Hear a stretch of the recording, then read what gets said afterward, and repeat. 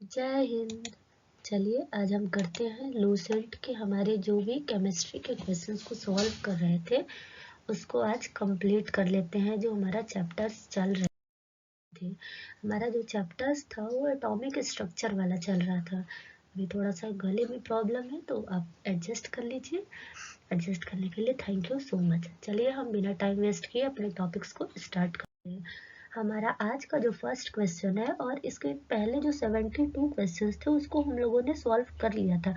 आपने अगर वीडियो को नहीं देखा है तो आप जाकर प्लेलिस्ट में देख सकते हैं। ठीक है, स्टार्ट करते हैं 73 नंबर का। और हमारा आज का फर्स्ट क्वेश्चन, निम्नलिखित में से कौन सा एक क्लोरीन का सही इलेक्ट्रॉनिक विन्यास है। तो आपसे पूछा है कि क्लोरीन का सही इलेक्ट्रॉनिक विन्यास है।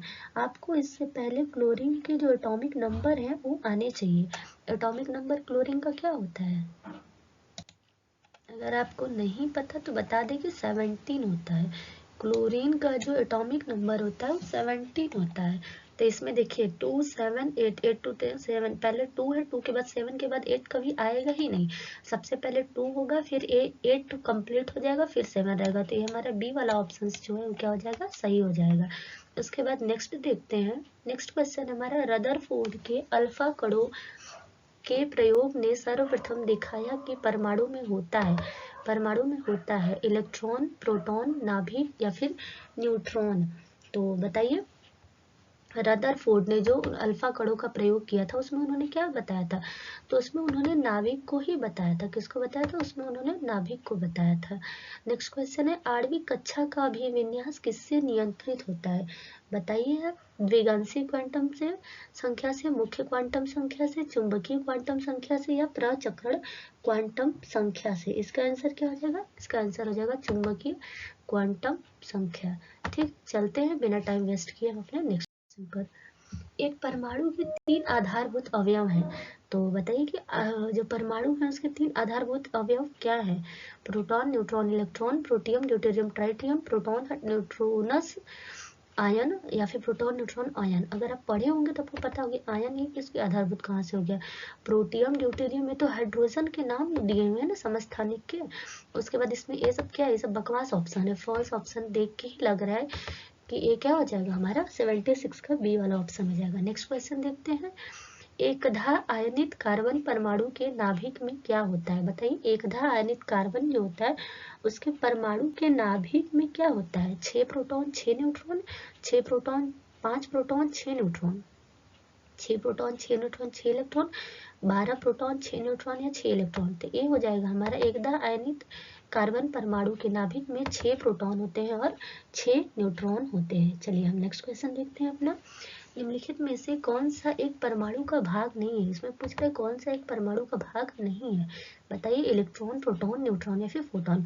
फोटॉन क्या है, प्रकाश के जो कण होते हैं फोटॉन के रूप में आते हैं, पता है आपको। तो इसका क्या हो जाएगा, फोटॉन गलत हो जाएगा। क्वेश्चन देखते हैं। हमारा नेक्स्ट क्वेश्चन है, जब दो इलेक्ट्रॉन एक ही कक्षा में होते हैं तो उनमें क्या पाया जाता है। बताइए, जब दो इलेक्ट्रॉन एक ही कक्षा में होते हैं तो उनमें क्या पाया जाता है। एक जैसा चक्रण, विपरीत चक्रण, एक जैसा या विपरीत चक्रण, कोई चक्रण नहीं। तो इसका आंसर हो जाएगा उनमें विपरीत चक्रण पाया जाता है। कि अगर दो इलेक्ट्रॉन जो होते हैं एक ही कक्षा में होते हैं तो क्या करते हैं, विपरीत चक्रण करते हैं। नेक्स्ट देखते हैं, परमाणु क्या है, अभाज्य है। यह निम्नलिखित में से किसने प्रस्तावित किया था। सबसे पहले किसने बताया था कि जो परमाणु है वो अविभाज्य है, डाल्टन ने। ध्यान से सुनिए, परमाणु अविभाज्य है बोला था, किसने बोला था, डाल्टन ने, बर्जेलियस ने, रदरफोर्ड ने, फिर या फिर अवागाद्रो ने। तो ये बोला था जो परमाणु हमारा अविभाज्य होता है वो डाल्टन ने बताया था। ठीक है, नेक्स्ट क्वेश्चन देखते हैं। किसी तत्व के परमाणु की दूसरी कक्षा में इलेक्ट्रॉनों की अधिकतम संख्या हो सकती है। बताइए, किसी तत्व के परमाणु की दूसरी कक्षा में इलेक्ट्रॉनों की अधिकतम संख्या हो सकती है, कितनी हो सकती है, 8, 32, 18 या फिर 2। इसके जो फॉर्मूले होते हैं पिछले क्लास में मैंने बताया था, अगर आपको याद होगा, आपने देखा होगा तो आपको याद होगा, अगर नहीं याद है तो आप जाकर उस वीडियो को देख लीजिए। दूसरी कक्षा में कितने हो जाएंगे इलेक्ट्रॉनों की अधिकतम संख्या, वो 8 हो जाएगी। अच्छा, मैं यहीं पे बता दे रही हूँ कि इसका फॉर्मूला होता है 2n²।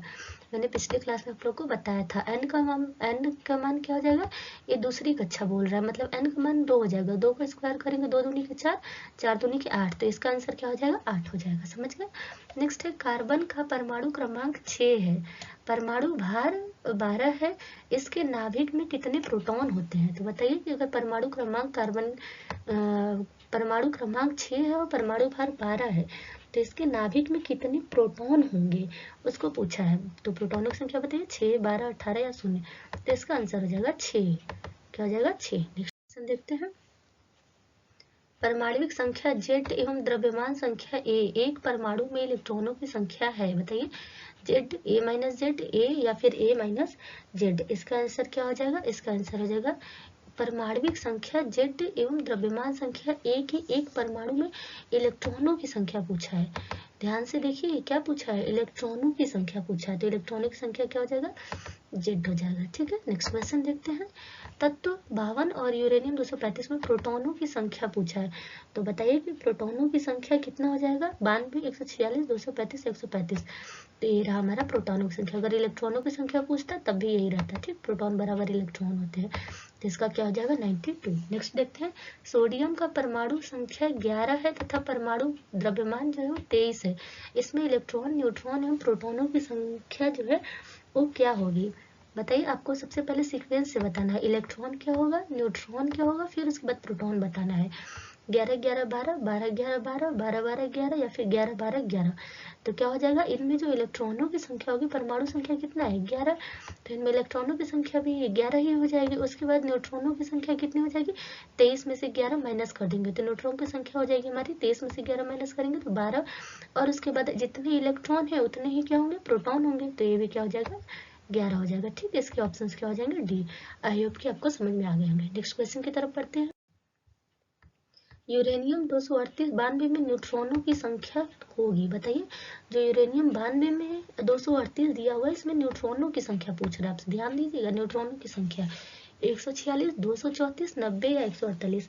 मैंने इसको बताया भी था कि कैसे निकालते हैं। 238 दिया हुआ है, इसमें से क्या करिए 92 को माइनस कर दीजिए, तो कितना आ जाएगा 146 आ जाएगा। ठीक है, नेक्स्ट क्वेश्चन देखते हैं। किसी तत्व के परमाणु भार से संबंधित निम्नलिखित कथनों में से कौन सा एक कथन सर्वाधिक उपयुक्त है। बताइए, एक तत्व का परमाणु भार उस तत्व के परमाणु में उपस्थित प्रोटॉन और न्यूट्रॉनों का योग है। द्रव्यमान संख्या के विपरीत एक तत्व का परमाणु भार भिन्न हो सकता है। एक तत्व का परमाणु भार एक पूर्णांक होता है।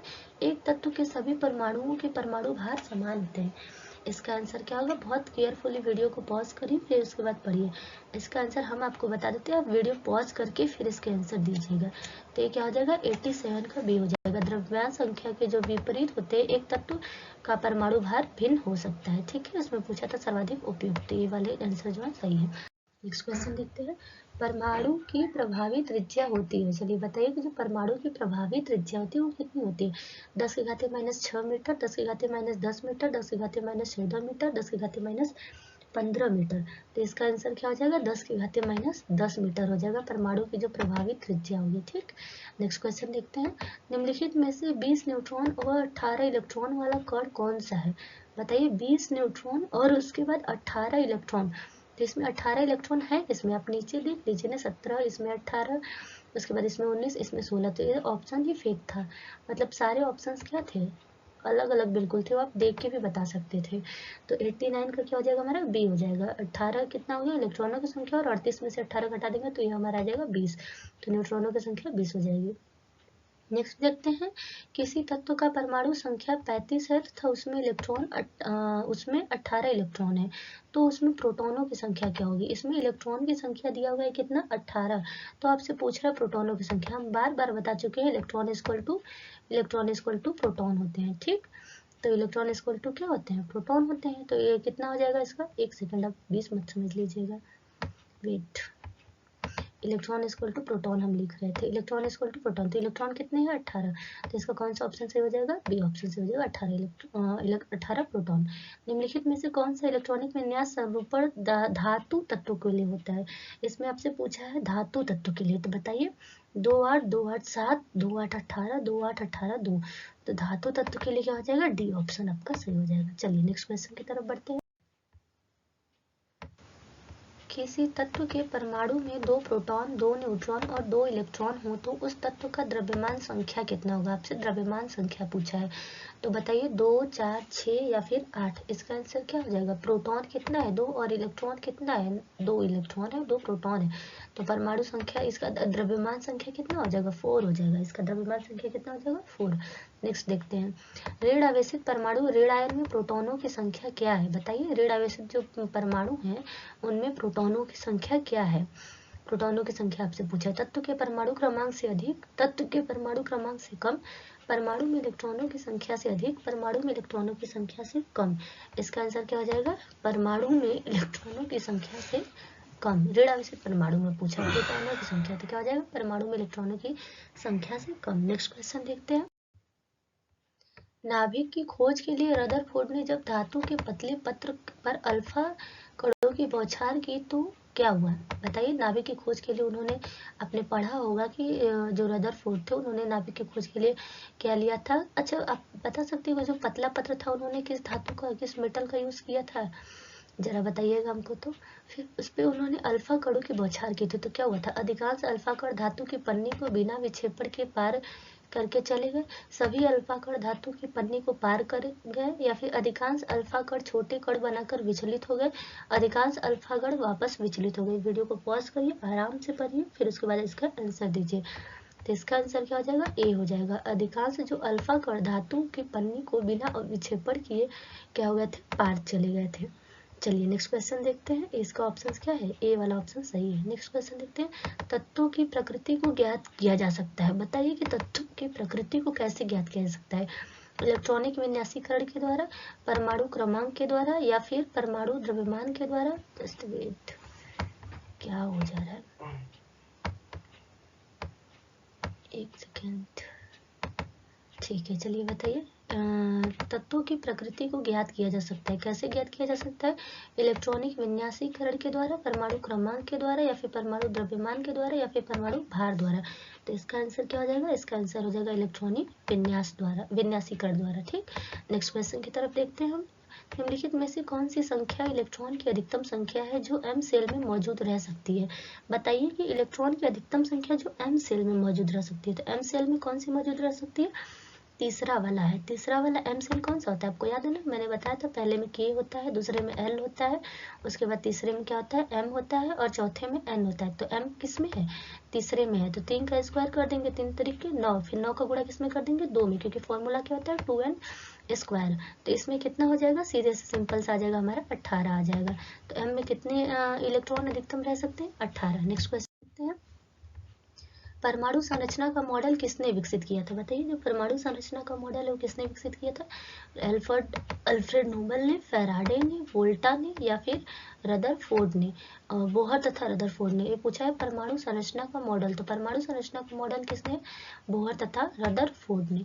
चलिए नेक्स्ट क्वेश्चन बढ़ते हैं, तो हमारे इस जो चैप्टर थे, इस चैप्टर का हमारा इतने ही क्वेश्चंस थे 97। जो हमारा नेक्स्ट चैप्टर है वो रेडियो एक्टिविटी है। अगर आप ये वीडियो फिर कभी बाद में देख रहे हैं तब तक ये क्या होंगे, टॉपिक्स कंप्लीट हो गए होंगे, हम इसको प्लेलिस्ट में ऐड कर देंगे। आप जाकर प्लेलिस्ट में सारे वीडियो को देख सकते हैं। देखिए लूसेंट, जो लोग कहते हैं कि अब लूसेंट से क्वेश्चंस नहीं पूछते हैं, ऐसा नहीं है, भ्रम है आपका। लूसेंट कभी पुराना नहीं होता है, बहुत डीपली क्वेश्चंस उठाए रहते हैं।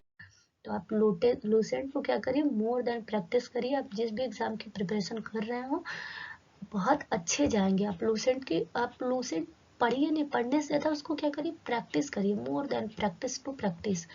ये आपका होमवर्क है। अगर आपने पूरे वीडियो को बहुत केयरफुली देखा होगा तो इस वीडियो को इस क्वेश्चन का आंसर बहुत इजीली दे पाएंगे आप। ठीक है, तो इसका आंसर आप कमेंट में मुझे जरूर दीजिएगा। आज के लिए बस इतना ही, मिलेंगे हम नेक्स्ट क्लास में। जय हिंद, जय भारत।